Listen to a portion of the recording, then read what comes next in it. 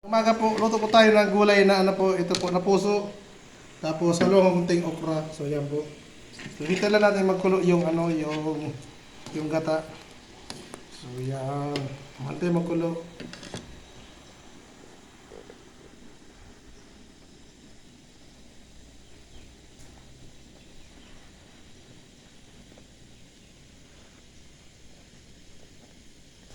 So yan po, kulo na po siya. So lagyan natin yung ano, lagyan natin yung puso. So yan po yung puso.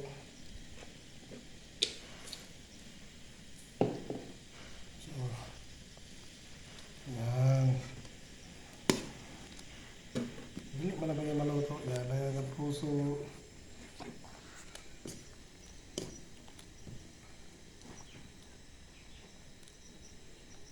So yan, para sabo pa lang ulam na.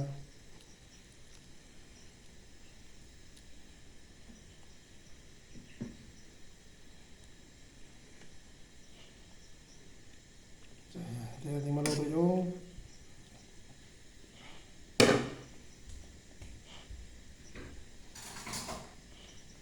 tapos lagyan natin ng ano, ng alam na. O yan, pansaw po yung ano, sardinas. Kunti lang para hindi masyadong langsa. Yan, kunti lang. Yung ilagay ko lang yung ano, yung isda lang, yung laman. Yan po. Halo-halo lang natin. Yan. So, ganyan lang po pagluto ng puso ng saging. So yan po. Yung ano po yan, yung saba. Yan. Ito na natin maluto.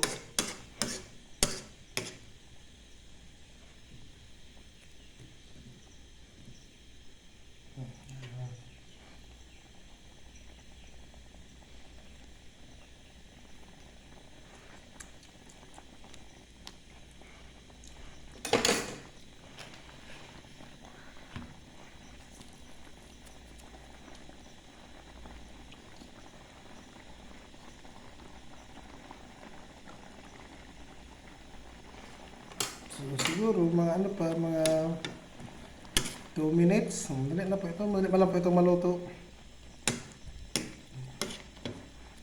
Tulog lang natin yung puso.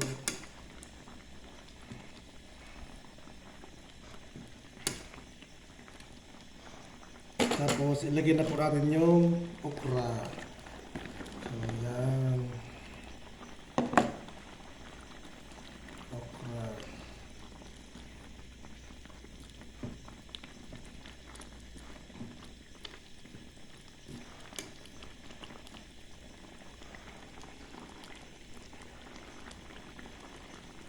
So yan po, after po 1 minute, pwede na po siya i-serve. Kasi yung okra, mas masarap po yung ano, crunchy, hindi masyadong luto. So yan lang po, maraming salamat po sa panonood.